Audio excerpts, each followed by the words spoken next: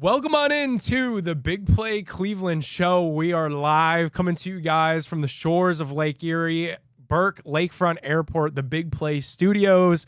Chris McNeil, Nick Padone, no Gabriella Cruz today, but Chris, we're going to find a way to get through. We're kind of like the Guardians pitching rotation is what you likened us to before the show started. That's exactly right. We're going with whatever we can, calling up guys from the minors right now to get us over and through this show. So it'll be good. We've got a lot to talk about, though, Nick. I tell you, this time of the year, as soon as you get to August, it's amazing. Once that calendar flips, you start getting into Browns, training camp. We're talking college football right now with Ohio State, Michigan, potential sanctions that people are talking about. You've, of course, got the Olympics. Good news with Katie Moon now going on to the finals in pole vault. So you've got a lot going on.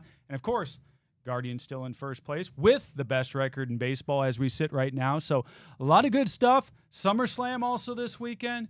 Cleveland's really showing out these days. Yeah, packed weekend here in Cleveland. Packed show for you guys today. We'll be joined by Noah Weiskopf live in studio with us again. Talk all things Browns and Buckeyes with him. That'll be a lot of fun. Then we'll bring the heat with Jensen Lewis later in the show to get you guys our Guardians update. Chris, it was a cool weekend in Cleveland. We had SummerSlam here. We had Haley Welch, the Hawk Tua girl, was in Cleveland bouncing around on Saturday. So that was really fun. Cleveland was on fire. I went out to CC Sabathia's youth camp, which was put on by CC's Pitching Foundation, as well as our friends over at Colleague and Colleague Giving. It was awesome. It was an awesome weekend for this because CC was inducted to the Cleveland Guardians Hall of Fame.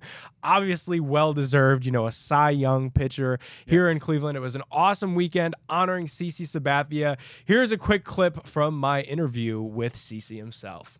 Yeah, I mean, me and my wife were talking about it, my kids were talking about it. I think I grew up in California, but I think I grew into a man, here in Cleveland. I got here at 17 years old. I bought my first home here. I had three out of the 4 of my kids were born here. So many firsts happened for me here. I got married here. A lot of life changes, a lot of growing up, happened here in Cleveland. So it's always going to be a special place to me and to my family.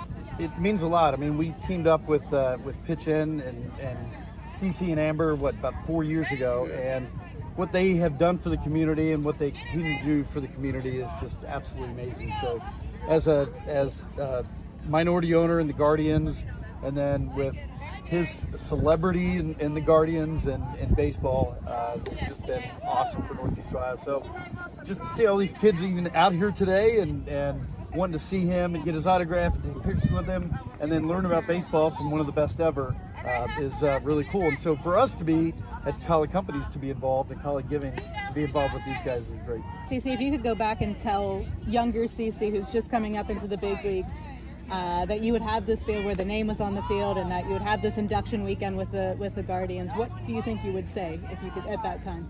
To be honest, my 20-year-old self, I'll be like, yeah, absolutely. But if I can go back and just tell myself one thing, it would be to be patient, because I wanted all of those things at 20 years old. I wanted to be the ace. I wanted to be, the best pitcher in the league. I wanted all these different things, and it took me a long time to just figure out how to be a professional, then learn how to pitch, and then, how to have a career. So I would just go back and tell myself to be patient. Yeah, so it was a lot of fun out there, Chris. And obviously, the fact that they had 200 kids, participating in that camp, rocking the number 52 jersey on the CC Sabathia field. It was really cool to hear from CC and, what this kind of big weekend meant to him, but also, too, from Matt Colleague about the impact of these youth camps and what those have on the community. It's always nice to see when our Cleveland athletes get involved in that way. And then when we have former athletes like CC, go on to have great legendary, dare we say and dare we talk about when we were at that camp, Hall of Fame careers, when we start talking about CC Sabathia in Cooperstown next year, come back to Cleveland where it all started, and we hear him talk about that he really felt like he grew up and became a man in Cleveland. It was a really cool thing to be a part of. Well, and also some of the comments there where he was talking about being patient And the fact that he'd go back and tell himself to be patient. He wanted to be all-world. He wanted to be the best pitcher in the league. He wanted all of this accolades there early on in his career, and he'd really preached to younger players to be patient. And as we look at this Guardians team right now and some of the younger call-ups that we've had, whether they be position players or whether they be pitchers, that's something to be mindful of as fans, I guess, as well. Hey, these guys are still young. They really want to succeed, but there's that patience for us as fans, for them as hitters and pitchers, as they come in and they get into the cycles and get used to being a major league player. Yeah, it's interesting too in time and place, right? I've learned in my media career, and that was not the time nor the place to ask, but I know for a fact that Tristan McKenzie is a mentoree of CC Sabathia. He looks up to CC. They have a relationship, and that patience is something that we're going through right now with Tristan McKenzie. I mean, we've seen him be awesome, perennial flashes of Cy Young candidate, and we've seen him be really bad, a guy that can't find his stuff, and now he's down there in the minors working through all that. Figure it out down there in Columbus. So it was cool to hear him talk about that, because it is, Chris, kind of where we're at with these Guardians. But we'll talk plenty more baseball later in the show. For us now, we're getting ready to bring in our Garage Beater featured interview. It's Noah Weiskopf. Don't go anywhere. More of the Big Play Cleveland Show straight ahead.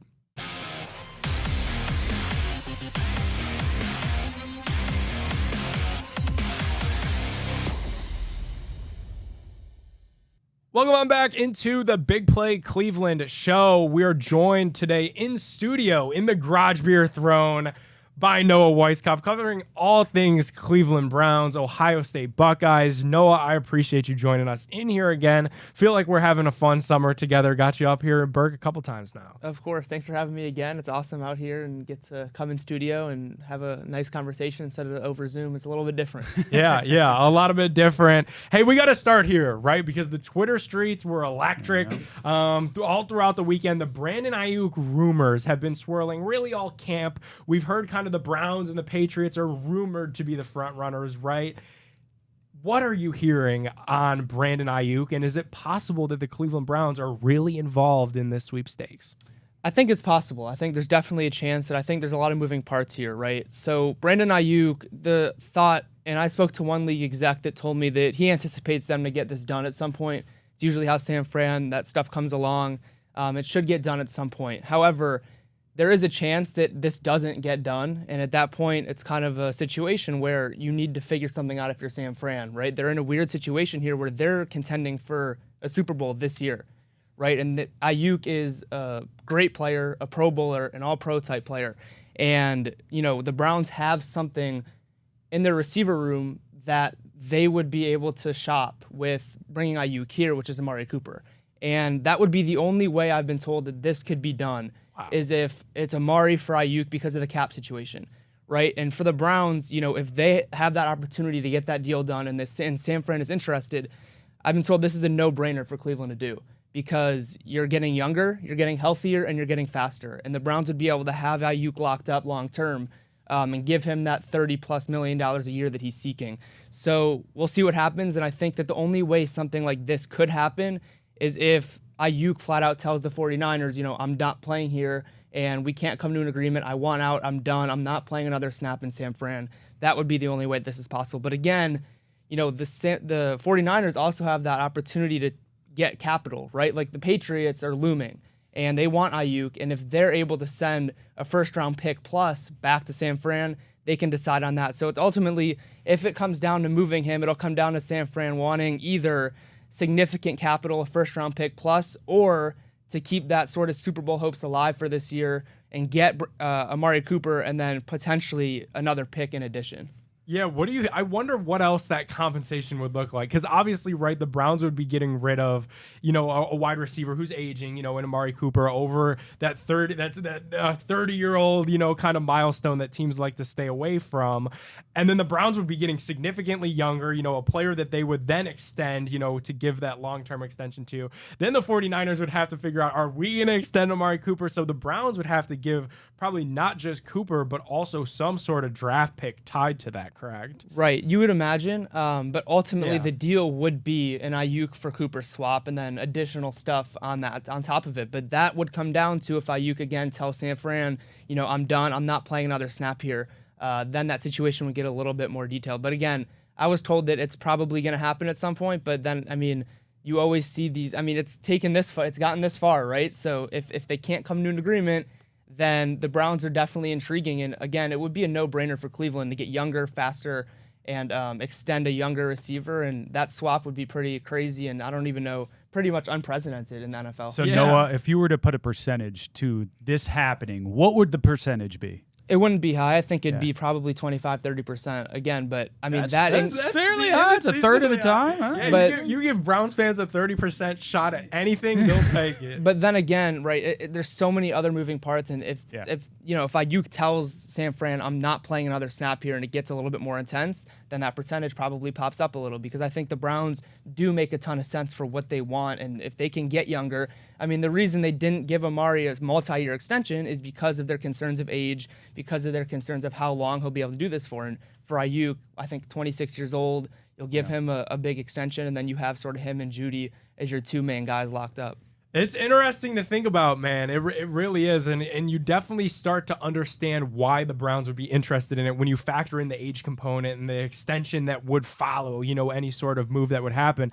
I guess I would caution people just about getting too excited, because the 49ers have worked their way out of this exact situation. Yes. Like 3 straight seasons, right? Like they just did this with Deebo Samuel, George Kittle, Nick Bosa. Like they're going to probably get ready to do it with Brock Purdy. So like they've handled these big time kind of public contract spats in the last 4 or 5 years. So this is just another one on the list for the 49ers to figure out. But if that scenario that you're talking about comes to fruition, it'd be nuts. And not only does it make sense for Cleveland, but it makes a ton of sense for San Fran if that's what they want to do, right? You can't come to an agreement with your star player, so you bring in a guy who's, close to that sort of caliber, and then you continue making your run at a Super Bowl. Because if they move him and get draft compensation, that decreases, your chances and odds at winning a Super Bowl. All fun stuff, talking Browns with Noah Weiskopf. Go follow him on social media at Browns with Noah. Noah, there's been some mixed reports, I guess, of Deshaun Watson's progress. This week, we heard from you that Kevin Stefanski said that he'll be practicing throughout this week in its entirety. What are what's your initial feedback on what you're hearing about how Deshaun has progressed throughout camp thus far? Yeah, the Browns are pleased, and it's continuing to ramp him up. It's continuing to get him more comfortable in this offense. I know we hear it almost every offseason now, is wanting him to get the chemistry going with new wide receivers. I know the last play at practice yesterday, he bombed one to Jerry Jeudy, got it down on the 1-yard line, but that was the last play before practice had ended. He's looked pretty good overall. There's definitely been some throws, especially yesterday, some underthrows that it kind of looks like he's unleashing the cannon and it comes up about 5 yards short. But there had been some wide receivers yesterday that made plays. They came back to the ball. I know there was one, I think it was Jamari Thrash downfield over like a Denzel Ward, or it was Jalen Darden, I'm sorry. Darden came back on an underthrow, made the catch. But overall, Watson looks good. He looks comfortable. And he looks even more comfortable alongside a guy like Jameis Winston, who they had a familiarity before he got brought to Cleveland. So, yeah, I mean, he looks good and is continuing to get more comfortable. And there's obviously a lot of preseason left, and we'll hear this week from Kevin Stefanski whether or not he's going to play it all in the preseason, I think is another interesting component to this whole thing as well. Who else has stood out at camp so far that you've seen? Yeah, I really like just Mike Hall. I think that he's been all over the place. And like you're even looking at 11 on 11s. A lot of that is drop back and throw. That's a lot of what camp is, at least. The next Aaron Donald? Well, so that was a really interesting. Smith said it. Yeah, and that opened a lot of eyes. You can sort of tell as soon as he made that, comparison, a lot of people sort of looked around, and that was a real thing. And Mike Hall has been so impressive. And again, I always talk about it, but he's in a position in Cleveland where a lot of teams bring in these second, third rounders and want them to produce right off the bat. For Mike, he's able to just do exactly what he's best at, right? Like he's a great pass rusher, and he's in a position in this Jim Schwartz defense where he's able to be in on those obvious passing downs and be alongside a Myles Garrett who's going to get double teamed, a Zadarius Smith, an Obo Okoronkwo, and he's going to be able to be one-on-one against defender or offensive linemen and be able to get to the quarterback. So it's going to really open him up and I think allow him to explode. But yeah, Kevin Stefanski spoke fondly of him, and then obviously he drew an Aaron Donald comparison, which was pretty crazy stuff to hear. For sure. Hey, obviously the Browns are back in Berea. At the time we're recording this Monday, is going to be their first full week in Berea. Kevin Stefanski, lauds and just applauds over and over and over again about the value that they find down there in the Greenbrier where they start their practice.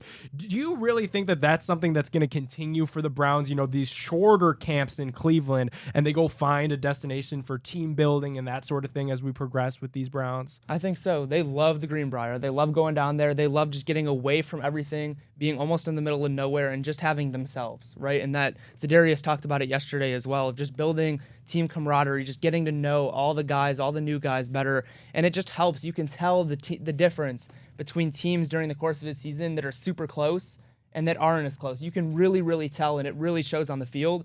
So, yeah, I think that they really value their time down there, and I don't see them ending that anytime soon. I think that as long as they get what they want to out of that, then they'll keep going back there. Are there any team activities that they participate in down there that maybe the fans don't know about outside of their regular routines for camp? For sure. I mean, again, like they are by themselves out here, and so it's really just them. And they do a bunch of stuff at night. They do a bunch of stuff getting to know each other throughout the week. And so, again, they're down there for 9 days, and they're basically in the middle of nowhere. So it's really, I mean, it's just them, and that's really the goal, and that's really what it is. All right, speaking of being in the middle of the nowhere, there was a little bit of a scary situation that took place with Dante Foreman. Thankfully, everything's fine. You know, we were able to find out. It was a, scary kind of neck/head injury. They put him on the board. You know, they had to, fly him via helicopter to the nearest hospital because you're in Greenbrier. There's not a ton of, hospitals nearby. Any update on kind of how he's progressed since that? Because obviously it was a scare, but then we find out that he's actually good. Any update on him? Yeah, it was mainly precautionary. He cleared the concussion protocol. So Awesome. The dude, it was really just a neck scare. Yeah. He went down, took a head-to-head hit, and complained of some neck pain. So immediately, Browns medical team went into their mode where they need to transport him and make sure that everything's good because it's a lot of scary stuff can happen with the neck.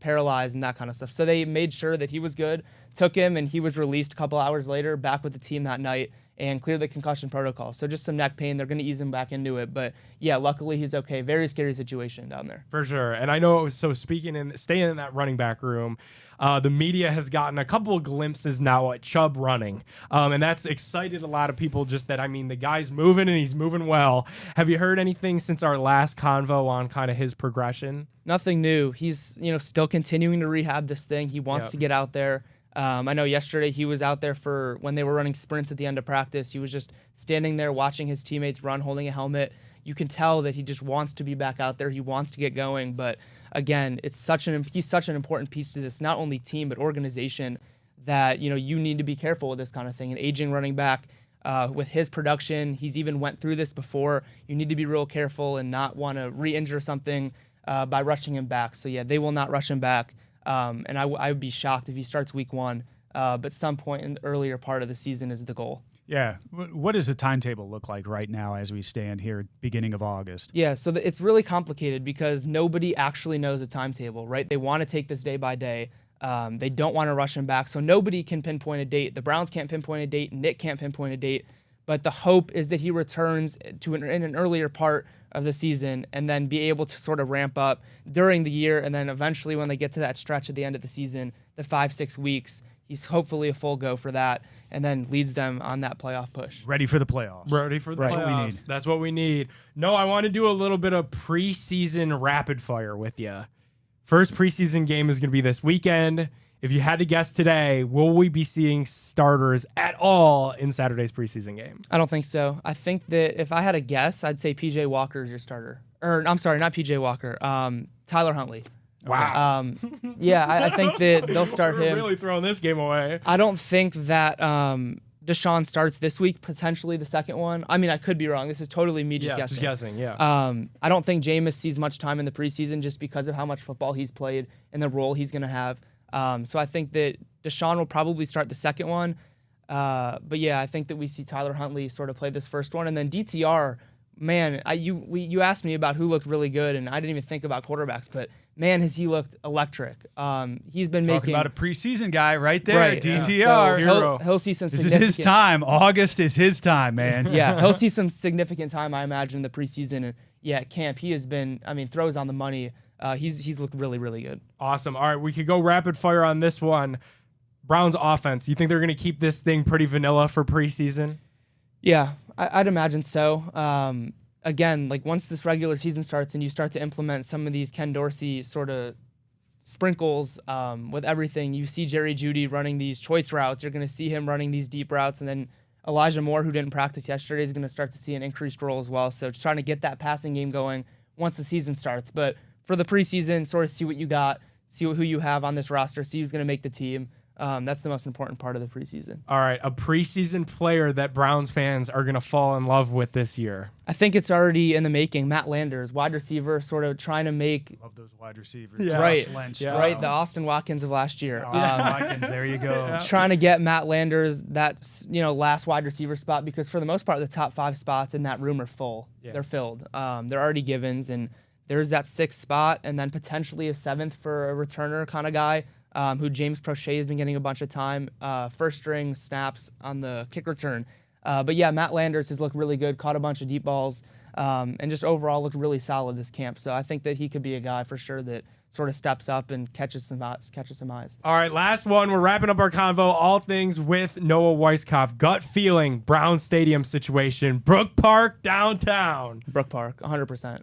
Agreed. I think that it's probably at this point close to, being announced, right? Like, it just makes the most sense. And yeah, I think that is where they're going to go for sure. Alrighty, thank you so much, Noah, for popping in here with us. Make sure to go follow him on social media at Browns with Noah. We didn't even get to any Buckeyes. We'll have to do this again as Buckeye season ramps up. He's going to be on the beat down there in Columbus covering the Buckeyes every single day. So keep it locked with Noah. Keep it locked with us. We'll bring him back into the show for some of the most informed football conversation that you're going to find anywhere. Noah, I appreciate it. We got to step aside. More of the Big Play Cleveland Show when we return. Don't go anywhere.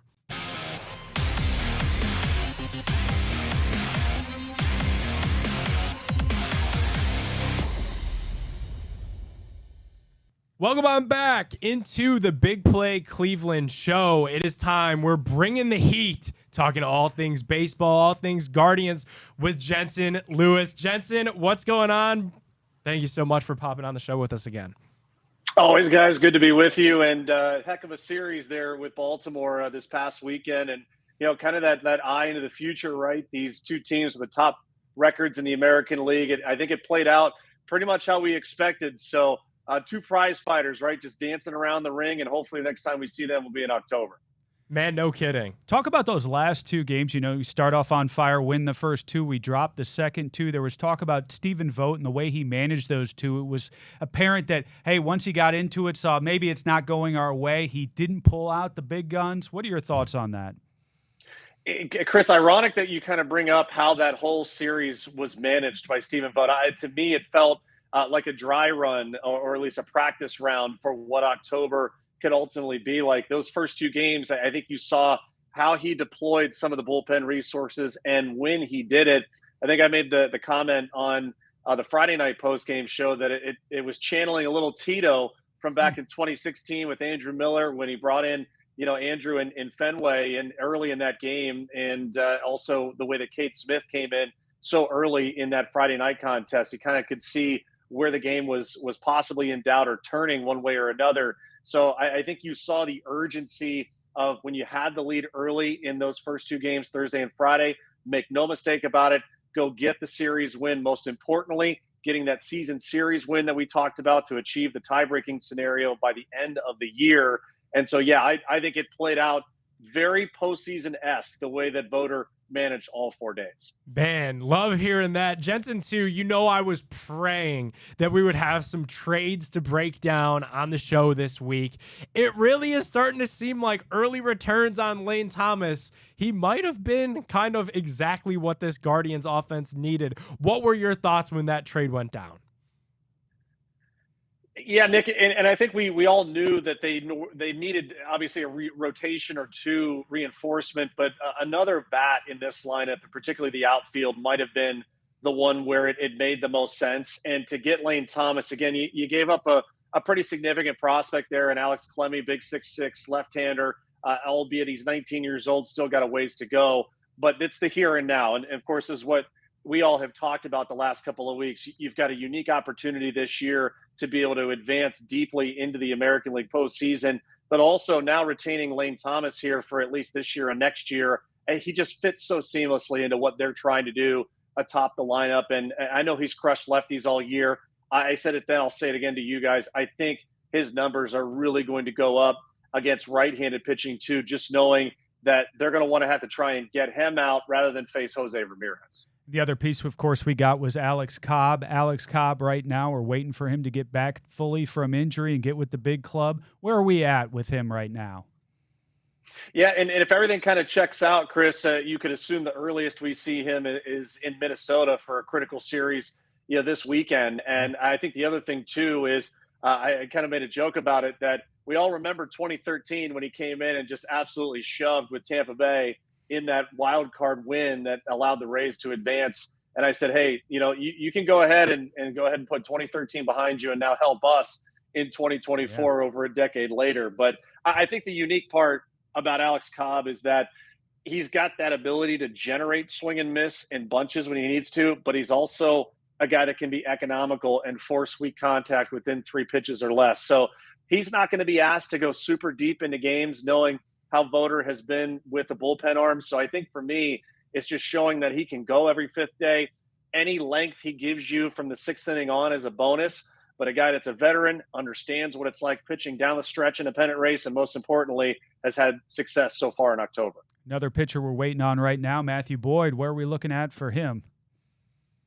Similar timeline, right? And I think they'll kind of be creative in what they want to do from the upcoming starts. Obviously, Logan Allen getting the start on Monday, and then we'll kind of see where they go. And I think I told you guys last week and even before, it's probably a series-by-series basis, and they'll really gauge not only the innings that the bullpen has had to use, but where does it make sense from a matchup standpoint to get both Cobb and Boyd in there. Again, 2 veteran guys, right? Guys that understand how to pitch in those August and September outings. It is different if you're a rookie and you haven't had to go through it, knowing the implications of what each of those games means.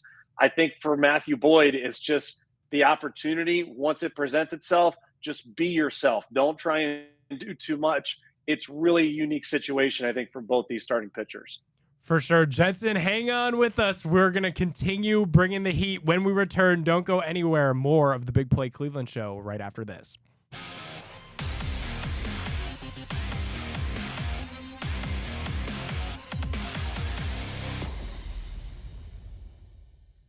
Welcome on back into the Big Play Cleveland Show. We're bringing the heat with Jensen Lewis, talking all things Guardians, all things MLB trade deadline, as we saw the Guardians make a couple of trades, and now we're starting to analyze what this rotation might look like with an Alex Cobb, with a Matthew Boyd. And Jensen, that leads me to the question that I have for you.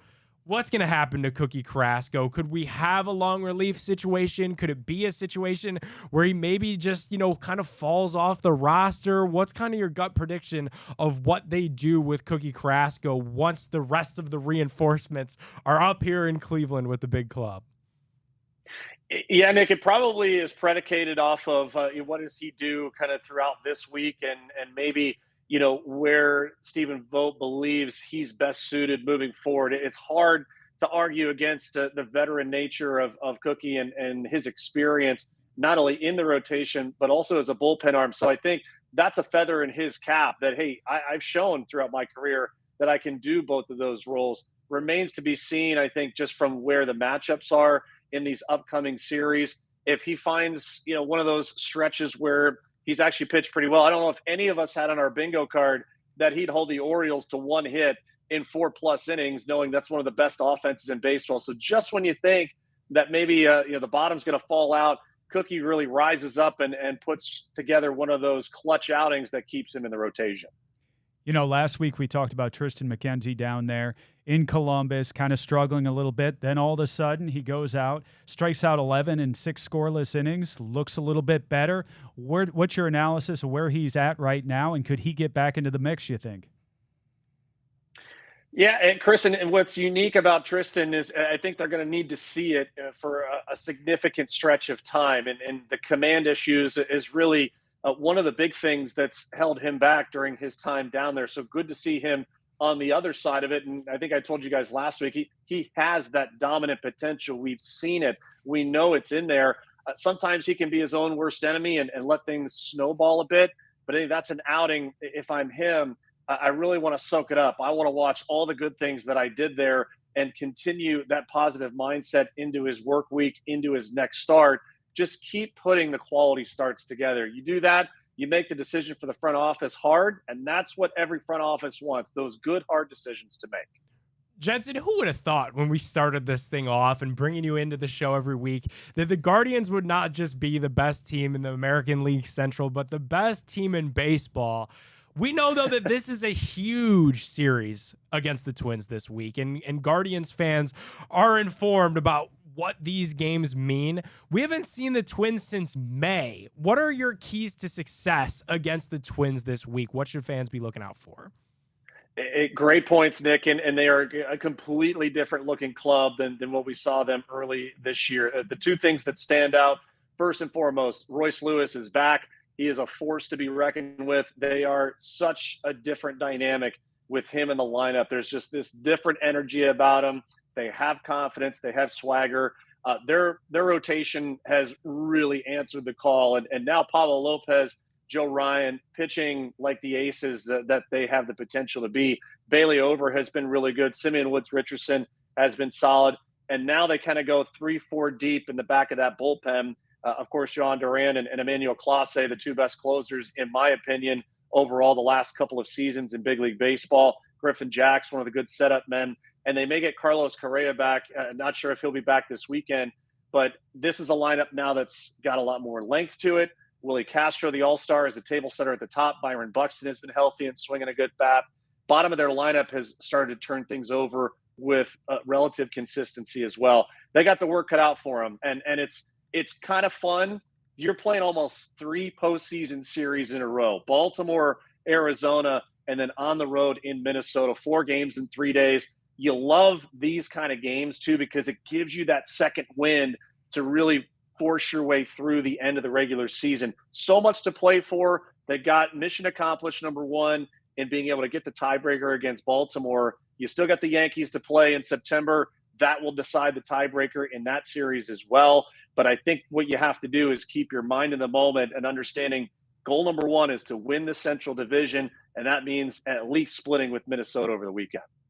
You mentioned Emmanuel Clase as being obviously the best closer, in my opinion, in baseball right now, and certainly just a key component of this Guardians team. I know it's real early. You've got a lot of baseball to play on this season, but will he get any love at the end of the season for a Cy Young and potentially get looked at? Usually goes to a starter, obviously. Don't usually look at closers for that type of an award, but what are your thoughts on maybe Emmanuel Clase for a Cy Young? Yeah, if you guys remember, before Felix Bautista got hurt with Baltimore, he was on that trajectory of really serious Cy Young consideration. If you look at the numbers and the pace of where Emmanuel Clase is comparatively at this point in the season to where Bautista was, Clase is actually ahead. Wow. And for me, it'd be worse than pizza money, boys. I mean, it is. If he gets to September and the Guardians are still that 1 seed as far as records go, it's alive, and he's got a legitimate shot to do it, because now it becomes a narrative-based award where, yeah, Tarek Skubal has been great. Corbin Burns has been good. Emmanuel Clase has been better than both of them to date in what he is tasked with doing. So he's got to remain perfect, I think, through August. If he gets to September and the Guardians are still in that 1 spot, look out. I think he's very live for a possibility of finishing at least in the top 3. Wow, that'd be a lot of fun. Jensen, thank you so much for joining us. These conversations have been really the highlight of our show. Obviously, the Guardians are going to stay hot for us to keep these alive through hopefully a really fun postseason push. So appreciate you joining us, brother, and we'll do it again next week. You got it, guys. We'll talk soon. Bringing the heat with Jensen Lewis. Always a lot of fun. We're going to step aside. Don't go anywhere. More of the Big Play Cleveland Show right after this.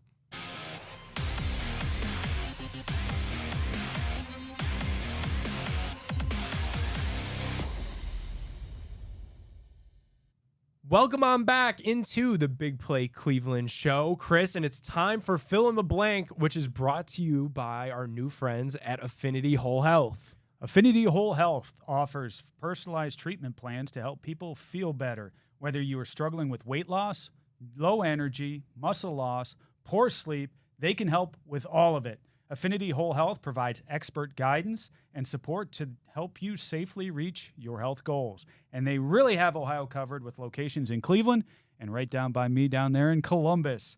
So don't wait any longer. Set up a free consultation by going to affinitywholehealth.com. That's affinitywholehealth.com. And Chris, we're going to take our debut tour to Affinity Whole Health next week. And we're going to get our introductory free consultation going with our Affinity guys up here in Cleveland. So I'm anxious for that. Yeah. I want to see what they say about me when I get my evaluation done. Like, how are you still alive? Those type of questions, whether those come up when they start looking at my health history and my present state. You know, being over 40, Nick, it's not as easy as just rolling out of bed as you young guys.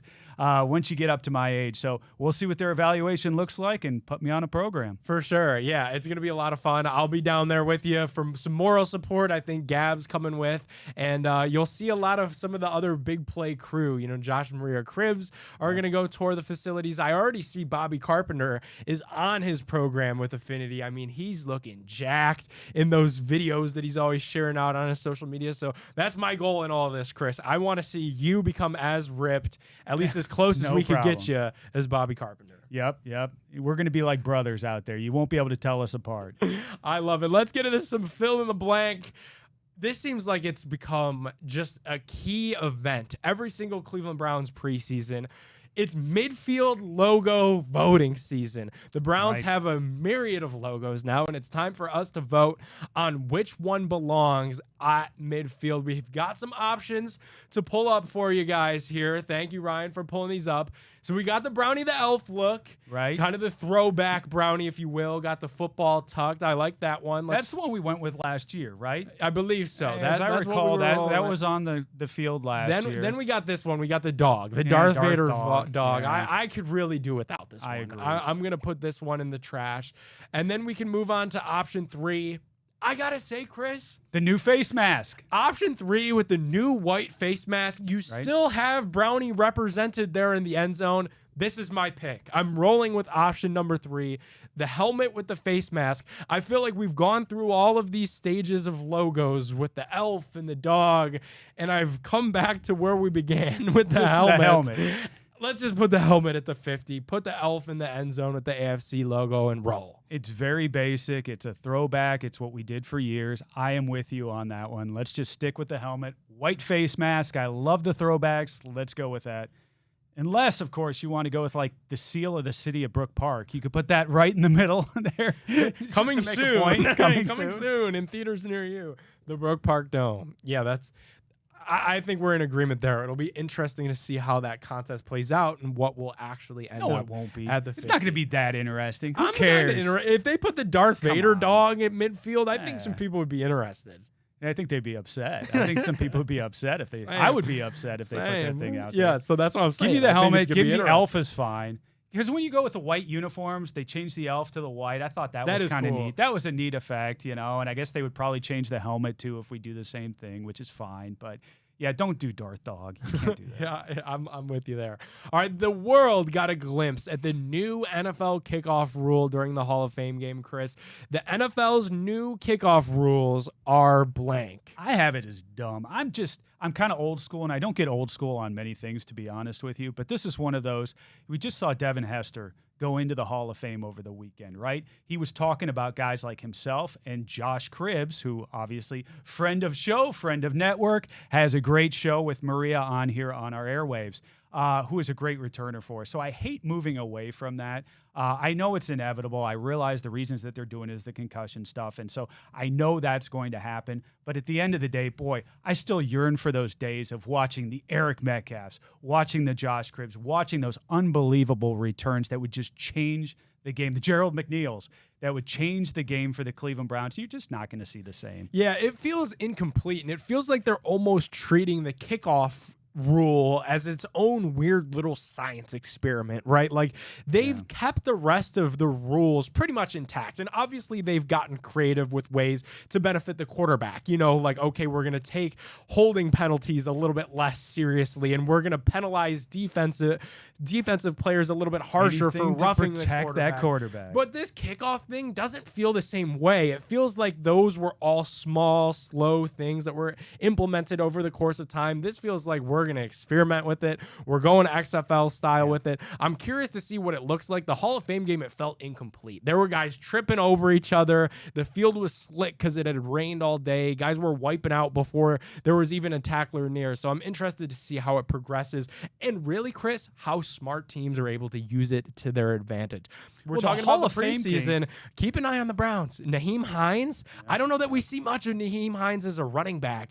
I'm looking for him to do big things in this return game. Yeah, and you mentioned the Hall of Fame game being incomplete. Well, the Hall of Fame game overall was pretty incomplete. Once again, the rain out. So not a good start for the NFL this season. Hopefully it's going to pick up with the games this week. Yeah. Full slate of preseason football coming your guys' way. We're going to talk some preseason as well as some Cavs. Don't go anywhere. More of the Big Play Cleveland Show right after this.